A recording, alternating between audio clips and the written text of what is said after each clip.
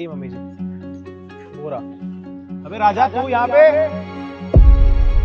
अजय अम्मा, इतने अमीर लोग इतनी बड़ी गाड़ी में राजा जी को क्यों ढूंढ रहे हैं? अम्मा नमस्ते। खुश रहो खुश रहो। अरे बेशरम तू यहाँ पे क्या कर रहा है? आने इधर। जी पहचान कौन कौन है ये? आपके वो दोस्त। हाँ, ये हमारा बचपन का दोस्त अजय और इनकी अम्मा। नमस्ते करो जा। अम्मा ये आपकी बहू है कंचन और तेरी भाभी। कंचन बहू, तुमने शादी कर ली और हम लोगों को बताया नहीं। अरे हमें तो छोड़, कम से कम अपने दोस्त को बताया होता। अजय को भी नहीं बुलाया तूने शादी में। और मैंने भी तेरे साथ यही वादा करा था कि जब मैं शादी करूंगा तो तुझे बुलाऊंगा। तू तो गद्दार निकला मेरे भाई, शादी कर ली और बताया भी नहीं। नहीं अजय, गद्दार वाली बात नहीं है, बस करना पड़ा शादी यार। अरे रहने दे अजय, वो बताना नहीं चाहता। अरे वो सोच रहा होगा शादी में बुलाऊंगा, खर्चे बढ़ेंगे, मम्मी जी आएंगी, गहने साड़ियाँ, समझ रहा है ना? तो छोड़ देना उसको, क्यों बोल रहा है? अरे ये कैसे बताएगा जब इसको हमें शादी पे बुलाना ही नहीं था, तो बता के क्या ही करता। भाई ऐसी बात नहीं है, तो बुरा मत मान बातों का। अम्मा ऐसी कोई बात नहीं, खर्चे वर्चे की हो गया था कुछ घर में जिसके से शादी करनी पड़ी। 1 साल पहले हुई शादी। राजा तू बचपन में हमारे घर में रहता था, अजय के साथ खेलता था, पढ़ता था, खाता था। और 1 मिनट, तू तो पढ़ाई करने के लिए बाहर भी गया था ना? तू तो बोल रहा था कि तेरे बड़े बड़े सपने हैं, मुझे शादी नहीं करनी, अभी पढ़ाई लिखाई करनी है। फिर ऐसा क्या हुआ कि इतनी जल्दबाजी में तुझे शादी करनी पड़ी? कोई तो कारण रहा होगा ना? देख बुरा मत मानियो भाई, तू हमेशा बोलता था भाभी जी सॉरी, ये हमेशा यही बोलता था कि मुझे कोई मॉडर्न लड़की चाहिए, उसी के साथ शादी करूंगा, क्योंकि ये पहले खुद भी हीरो बन के रहता था। भाई ये सब क्या देख रहा हूँ, कुछ समझाएगा या फिर मैं चला जाऊँ यहाँ से? देखिए आप इन्हें गलत समझ रहे हैं। कंचन, बोलने की जरूरत नहीं है। अम्मा प्यार से बोलती है, जो भी बोलती है, डांट के नहीं बोलती है। अम्मा कोई बात नहीं, शादी होगी तो हो गई। अब हो गया था घर में कुछ ऐसा। कैसा आना हुआ आप दोनों का यहाँ पे? भाई ना तू खुद बता रहा ना भाभी को बताने दे रहा। ठीक है ये ले मेरी शादी का कार्ड, तू मेरी शादी पे जरूर आई। चलते हैं। तो शादी कर रहा है? हाँ शादी कर रहा है, पूरे ढोल धमाके के साथ शादी कर रहा है, शोर शराबे से। आना इसकी शादी पे, देखना कितने रिश्तेदार आएंगे, कितनी मस्ती होगी। अब बेटा तुमने तो चोरी चुपके से शादी कर ली, हमें नहीं पता क्या मजबूरी है, पर हमारा बेटा तो पूरे ढोल नगाड़े के साथ शादी कर रहा है। हाँ ना? बस मम्मी ले भाई मत बता अपनी बात, शादी पे जरूर आना। भाभी जी आप भी चलो मम्मी। देखिए ये आपको शादी में बुलाना जरूर चाहते होंगे, पर हमारी एक मजबूरी थी जिस वजह से हम शादी में बुला नहीं पाए आपको। दरअसल इनके मम्मी पापा हमारी शादी के लिए मान नहीं रहे थे, और मैंने भी अपने मम्मी पापा को बड़ी मुश्किल से शादी के लिए मनाया था। और फिर कुछ समय बाद मेरे पापा की तबीयत खराब होने लगी, वो लास्ट स्टेज पर थे, और मेरे पापा चाहते थे कि मैं उनकी आंखों के सामने शादी कर लूं, क्योंकि कुछ पता नहीं था वो कब इस दुनिया से चले जाते। और यही हुआ, शादी के अगले दिन ही चल बसे।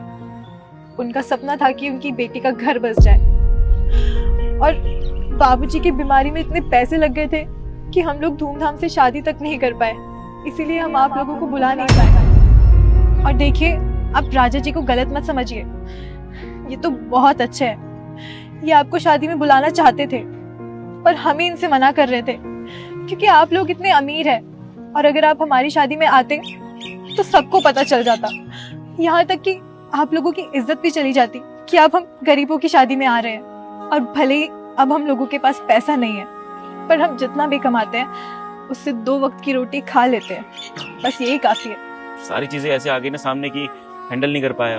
और मैं तो सोच रहा था कि भाई कैसे अपनी शादी के बारे में तुझे बताऊं, किस मुंह से बताऊं, क्योंकि हमने तो कसम खाई थी ना बचपन में कि मेरी अगर शादी होगी तो सबसे पहला कार्ड तुझे दूंगा, और तेरी अगर शादी होगी तो सबसे पहला कार्ड मुझे देना आएगा। मेरे में से और तुझ में से सबसे पहला प्रॉमिस तो तूने निभाया, एक शादी का कार्ड देके अच्छा लगा। हाथ जोड़ के आप दोनों से माफी मांगना चाहता हूँ। मैं चाहता था आप दोनों को बुलाना, लेकिन हालात ऐसे थे कि नॉर्मल से शादी करनी पड़ी। कैसे बुलाता, शर्म आ रही थी। तो भाई अगर तूने ऐसे गाँव में या फिर नॉर्मल तरीके से शादी करी है तो तुझे क्या लगता है कि मैं आता नहीं?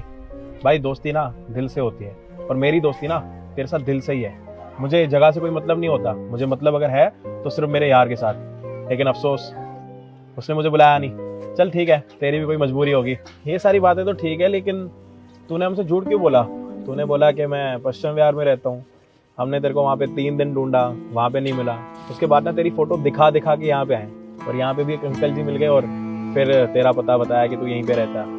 ये सब कैसे हुआ, मतलब कुछ समझ नहीं आ रहा। जब तू गांव से निकला तब तो सारी चीजें ठीक थी, और तूने अपने मम्मी पापा को भी नहीं बताया अभी तक की शादी हुई है। हाँ, यहीं पे कमाता हूँ, खाता हूँ, यहीं पर रहता हूँ, बस थोड़ा काम मिल जाता है करने के लिए, ये भी थोड़ा झाड़ू पोछा कर लेती है और रहने के लिए भी जुगाड़ हो जाता है बस। यार इतना कुछ हो गया तेरे साथ, तू कम से कम अपने दोस्त को याद तो करता। ये दोस्ती ना सिर्फ बातों की नहीं है, कुछ करके दिखाने की भी है। अगर तू मुझे अपना सच्चा दोस्त समझता ना तो जरूर हमारे घर पर आता और एक बारी अपनी परेशानी बताता। और हमें नहीं बताया तूने अपने मम्मी पापा को भी शादी का नहीं बताया। ठीक है, भाभी जी की कुछ मजबूरी थी, अगर ये बात मम्मी पापा को पता लगेगी तो वो तो बहुत गुस्सा करेंगे।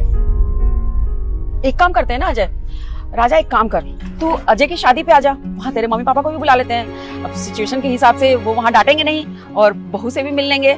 और मैं पूरे विश्वास के साथ कहती हूँ, माँ पापा कभी नाराज नहीं होते बच्चों से। हाँ, थोड़ी देर के लिए गुस्सा जरूर होते हैं पर वो मान जाएंगे। और बहू, मुझे माफ कर दे बेटा, मुझे नहीं पता था कि सिचुएशन क्या है तेरे घर में। नहीं, आपको माफी मांगने की जरूरत नहीं है, आप मेरी माँ जैसी है, मुझे कभी भी डांट सकती है और चाहे तो मान भी सकती है, तो बुरा नहीं मानता। मैं जानबूझ के इसको खरी खोटी सुना रही थी ताकि ये कुछ बोले। अब तेरे पापा के साथ जो भी हुआ उसके लिए सॉरी बेटा, वो तो वापस नहीं आ सकते पर तेरी खुशियाँ जरूर वापस आ सकती हैं। जानता हूँ अम्मा, आप ये बातें बस मेरे मुंह से बुलवाने के लिए बोल रहे थे, इसलिए तो मैंने नहीं बोल रहा था कुछ, कि कंचन ने बोल दिया सब कुछ। और शादी पे ना बढ़िया कपड़े पहन के आइयो, एकदम मेरा भाई लगना चाहिए, क्योंकि सबको पता है ना कि हमारी दोस्ती कितनी पुरानी है, तो समझ रहा है ना।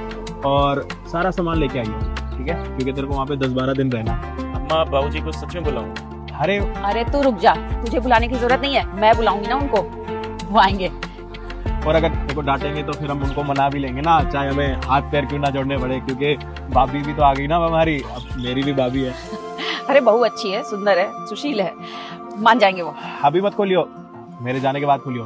एक तो अपनी शादी पे नहीं बुलाया, ऊपर से शादी का कार्ड भी हमारे सामने खोल रहा है पागल, यहीं पे सारी मिठाई खा जाएगा क्या?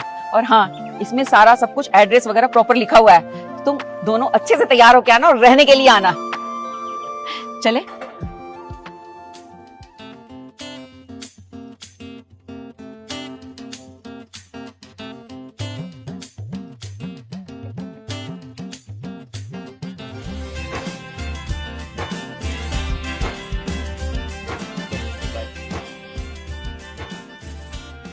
खाना लगा दो, ठंड हो गई है। अरे आप खाना छोड़िए ना, पहले ये तो देखिए कि शादी है कहाँ। हाँ, तो शादी का कार्ड इतना भारी कौन देता है? पता नहीं, इनके जो बड़े लोग हैं ना वो रसगुल्ला कचौड़ी डाल के देते हैं। पर एक बात बताइए, जब शादी का कार्ड इतना महंगा है तो शादी कितनी महंगी होगी, और हमारे पास तो पैसे भी नहीं है।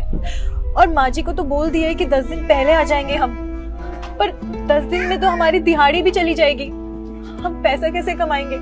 और ना ही शादी में जाने लायक हमारे पास कपड़े हैं। देखो, अब बोल तो दिया है, जाना पड़ेगा, भले हमको ब्याज लेना पड़े ना मार्केट से ले लेंगे, लेकिन शादी में जरूर जाएंगे। वो देख लेते हैं कहाँ पर है।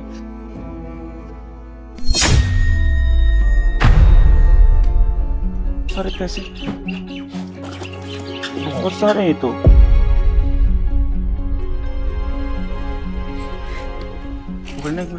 चिट्ठी भी है इसमें तो। पढ़िए ना क्या लिखा है। मेरे प्यारे दोस्त, कैसा है तू? भूल गया ना अपने भाई अजय को? तुझे क्या लगता है मैं तुझे कभी अकेले छोड़ूंगा? लेकिन सच बताऊं तो मुझे बड़ा बुरा लगा कि मैं तेरी शादी पे नहीं आ पाया। हालात कुछ भी थे, ठीक है, लेकिन अब मेरी बारी है और मेरी शादी है, तुझे जरूर आना। और ये कुछ तोहफा है मेरी तरफ से तेरे लिए, दोस्त हो इतना तो बनता। और हाँ, इसको कोई एहसान मत समझियो, भाई का प्यार समझियो अपने। मिलते हैं शादी में। ऐसा है मेरा दोस्त, उसे पता है कि मुझे दिक्कत होगी आने में, और किसी के आगे मैं वो नॉर्मल कपड़े पहन कर ना आऊं। रुक जाओ सरस्वती, माँ के सच्चे भक्त, मैं तुम्हें शराब देती हूँ। आज शाम 5 बजे तुम्हारी माँ मर जाएगी। अगर तुम अपनी माँ को बचाना चाहते हो तो इस वीडियो को एक लाइक करके चैनल को सब्सक्राइब कर दो और इस वीडियो को 5 लोगों तक। मैं भी लाड साहब की तरह हूँ, वो अगर ऐसा चाहता है ना तो मैं ऐसे ही आऊँगा। मैं सूट वूट पहन के जाऊँगा, तुम अच्छी साड़ी और बहुत अच्छा तोहफा भी लेके जाएंगे उसके लिए। ठीक है। अच्छा, लव यू यार।